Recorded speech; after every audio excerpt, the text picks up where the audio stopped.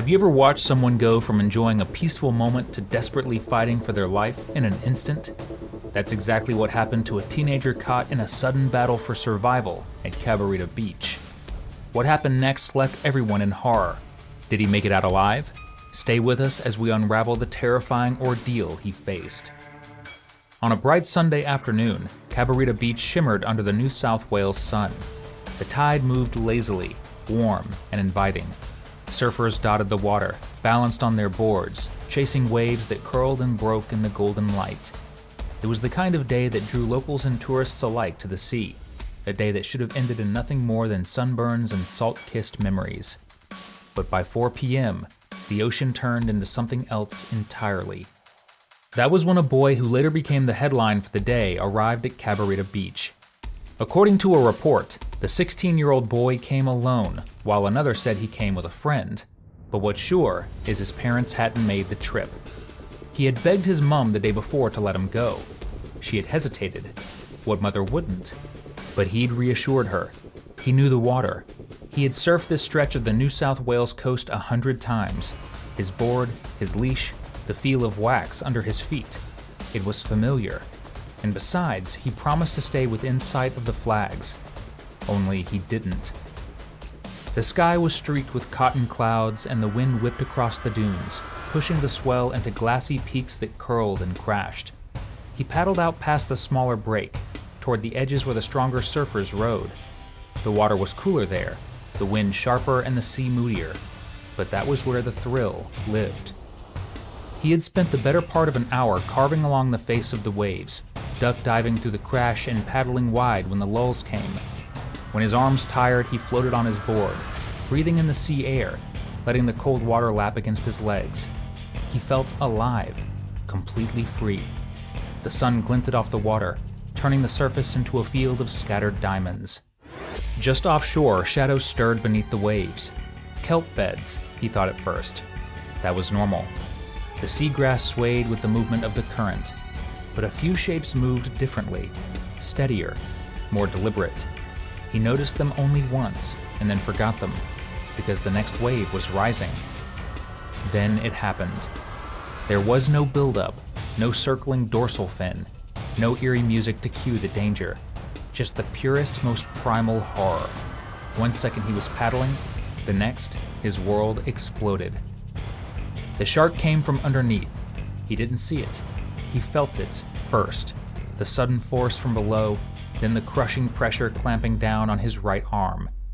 His scream cut through the wind and surf, a raw, terrified wail. It echoed down the beach. Anyone nearby would have heard it. He thrashed instinctively, his free arm flailing. The shark pulled, dragging him off the board and underwater. Salt burned his eyes, his ears filled with the roar of rushing water, and his arm. God, the pain. It was as if it had been caught in a machine built to tear. He kicked, he punched. The shark didn't let go. He surfaced once, gasping, blood already pooling around him like a red mist. Then it yanked again, twisting his body in the water. He felt the bones grinding inside his arm. Still, he fought. His left hand found the shark's nose. He struck it again and again, until finally, miraculously, it released him. He didn't know how long he floated, 2 days to paddle, but the shark came back.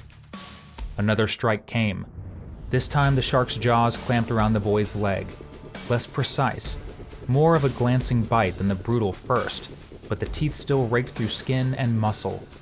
It was enough to drag him sideways beneath the surface once more. He thrashed like a hooked fish, limbs flailing wildly. Panic surged through every nerve. He couldn't think. Only act. His scream had alerted surfers along the shoreline. Some gasped. A few began paddling toward him. On the sand, beachgoers had already frozen, hands shielding eyes, unsure what they were witnessing. One man dropped to his knees, stunned. Screams echoed faintly across the dunes. Children were rushed back from the shoreline. Phones appeared in trembling hands. Farther up the beach, Brazilian-born Tiago Collel had been perched on the grassy headland, camera in hand. He was filming a seal in the water, marveling at its playful dives, when he heard the piercing scream. a high, cracking note that didn't sound like the sea, or joy, or anything natural. His instincts fired instantly. Callel, a volunteer surf lifesaver with the Rainbow Bay Surf Club, didn't hesitate. Years of training kicked in. He knew the sound of panic, the difference between a wipeout and something far worse. His camera dropped into the sand as he sprinted full tilt down the slope, weaving past stunned tourists and bolting barefoot across the hot beach. By the time Tiago Callel reached the edge of the water, the scene had already erupted into chaos. Others had noticed the unfolding horror and rushed in to help. Among them was Jacob Atchison, a young man who had been spending the afternoon at the beach with a friend. His friend was a novice surfer who had never before braved the ocean's break. They had been wading through the shallows, soaking in the warm sun and gentle waves, when the scream alerted Jacob. He turned toward the source and saw someone in the surf, frantically waving, pointing toward the deeper water. Jacob's eyes tracked their gesture and locked onto a shape thrashing in the swell. Without hesitation, Jacob launched onto his board and paddled hard. His friend shouted behind him, but Jacob barely registered the words. He reached the boy just as others converged. Jacob didn't wait. He lunged forward, grabbing at the boy's arm, trying to yank him away from the predator still circling. The shark resisted, powerful and relentless. Jacob shouted for help as he pulled, and more hands joined the fight. Strangers turned rescuers, united by instinct and fear. Among them was also an off-duty paramedic who had been walking along the beach barefoot, holding hands with his wife. He'd turned toward the screaming just as Tiago and Jacob had. Together with two other surfers, they plunged into the blood-stained shallows. But the shark wasn't finished. As the rescuers surrounded the boy, trying to secure him on the floating board, the 2-meter predator circled back. It moved with eerie calm, a hulking shadow beneath the surface. It wasn't gone. It was watching, hunting, following the scent of blood with terrifying intent. Callel felt his heart seize as he spotted it, the unmistakable silhouette of a bull shark, wide and muscular, gliding through the foam. One of the rescuers, waist-deep in water and shaking, turned and lashed out as the beast neared, punching at the water and landing a desperate blow to the snout. The shark flinched and veered off, disappearing for a moment beneath the swells. Every second in the water was agony. Somehow the small rescue party held together, dragging the boy in, stumbling through chest-deep water, legs trembling from adrenaline and fear. The teenager moaned, his head lolling as they pulled him onto the sand. Blood streamed from his arm and leg, and his surfboard trailed behind like a forgotten relic. The boy was barely conscious when they got him to shore. His right arm hung at a grotesque angle, mangled and split open, the flesh peeled back in places to expose tendon and pale bone. Blood soaked his wetsuit, streaming from his shoulder and pooling near his wrist, which was torn and hanging limp. His left leg was lacerated from the second strike, though not as deep.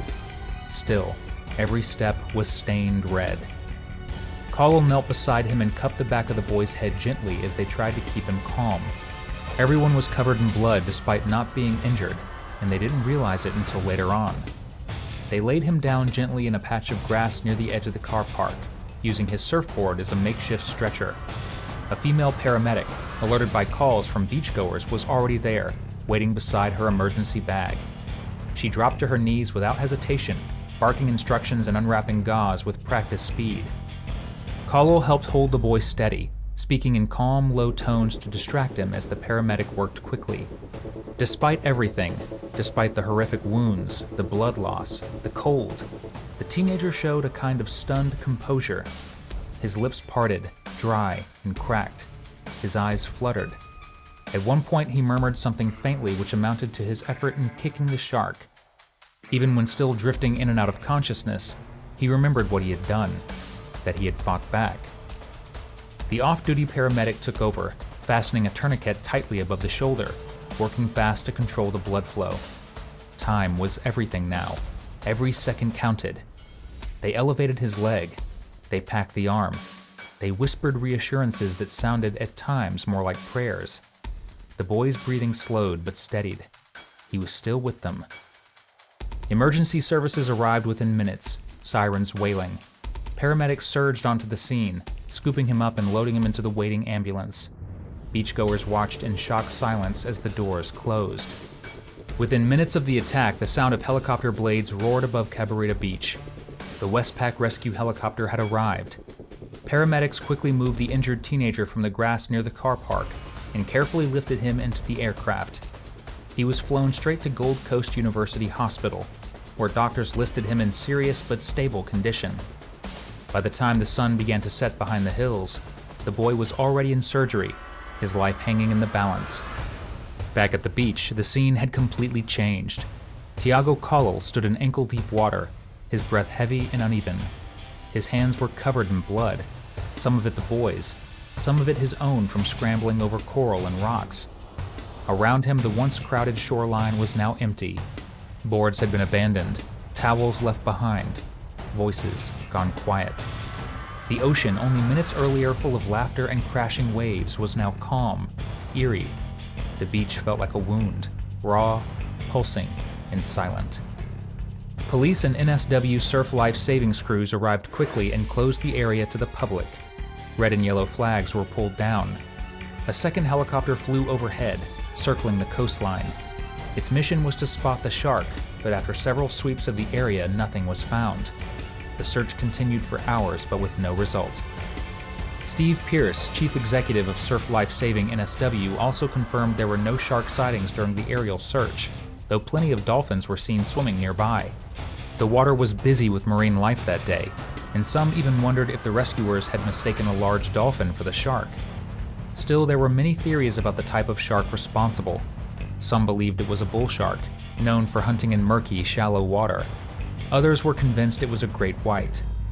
Just days earlier, a tiger shark had been tagged and released by NSW SharkSmart just off that very beach. No one could say for certain what species had attacked the teenager, but the damage it left behind was undeniable. One surfer who had been in the water at the time said he saw what looked like a 2-meter bull shark swimming nearby. At first, he thought it was a dolphin. It was only after the boy screamed that he realized something was terribly wrong. Another teen, Bodie McDonald, also 16 years old, had been surfing about 30 meters from where the attack happened. He told reporters he saw the shark thrashing violently in the shallows, while rescuers were trying to bring the boy back to land. It looked like the shark was trying to bite him again, Bodie said, still visibly shaken. It was horrible. I didn't know what to do. Bodie was a regular at Cabarita Beach, surfing there almost every day. He never expected something like this to happen, especially not so close. As the sun set that evening, locals gathered in small groups, whispering about what had just taken place. Many said it all happened so fast. One experienced surfer said it reminded him of the fatal attack that happened in 2020 off the Tweed coast, when a 4-meter shark rammed into a foil board and left a tooth embedded in the fiberglass. That day, dozens of surfers had scrambled for shore in terror, but this, he said, felt even worse. Tweedshire counselor and longtime surf club volunteer James Owen also commented on the incident. He believed the attack could be linked to a wounded seal that had been seen swimming near the beach in recent days. Sharks are often attracted to injured prey. Shark attacks can happen at any time, Mr. Owen said, but an injured seal in the area might have made the shark more aggressive. He added that attacks like this one left a deep impact on the local community. It would take time before people felt comfortable returning to the water. The beach was officially closed for 24 hours, but locals knew it would be longer before things felt normal again. The ocean no longer seemed like a friendly place. Parents held their children tighter. Lifeguards patrolled with extra caution. The freedom people usually felt in the waves was replaced by unease. Tiago Collel later spoke about the injured teen. What struck him most wasn't just the extent of the boy's wounds, but how calm he had remained throughout the ordeal. He was so composed, Tiago said. Even when he was barely conscious, he was trying to talk to us. Paramedic Ben Mumford, who was among the first on scene, praised the bystanders who had run into the water to help. They were incredibly brave, he said. They risked their lives. If they hadn't done what they did, the outcome would have been very different. That boy might not have made it. Those who helped that day did everything they could. They wrapped wounds, they stopped the bleeding. They held his head, talked to him, and stayed until the ambulance took him away. But no matter how much they did, the sea has no memory. The tide kept moving, pulling away the blood, wiping the sand clean. By morning, the beach would look unchanged. No trace of the violence would remain, at least not on the surface.